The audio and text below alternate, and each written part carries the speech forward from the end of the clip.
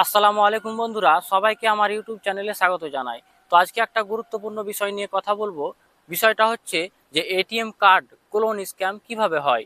ধরুন আপনার ATM card পকেটে রয়েছে, কিন্তু মুহূর্তের মধ্যেই সব টাকা উধাও হয়ে যেতে পারে।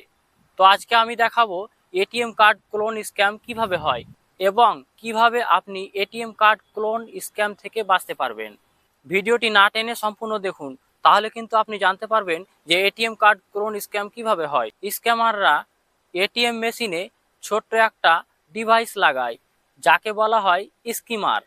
আপনি যখন কার্ড ঢোকান, তখন ওই ডিভাইস আপনার কার্ডের সকল প্রকার তথ্য কপি করে নেয়, আর ক্যামেরা বা ফেক কিপ্যাড দিয়ে আপনার সকল প্রকার তথ্য, আপনার পিন নম্বরও দেখে ফেলে।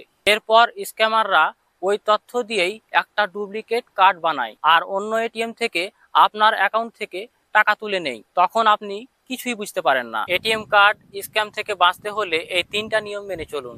নাম্বার 1, এটিএম কার্ড ঢোকানোর আগে স্লট নাম্বার চেক করে নিন।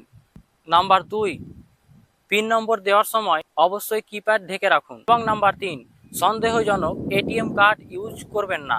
আর যদি হঠাৎ আননোন ট্রানজ্যাকশন দেখেন, তখন সাথে সাথে ব্যাংকে কল করুন এবং কার্ড ব্লক করুন। তো আশা করি বুঝতে পেরেছেন। ভিডিওটা যদি আপনার একটুখানি উপকার হয়ে থাকে, তাহলে কিন্তু ভিডিওটাকে সবার মাঝে শেয়ার করে দিবেন।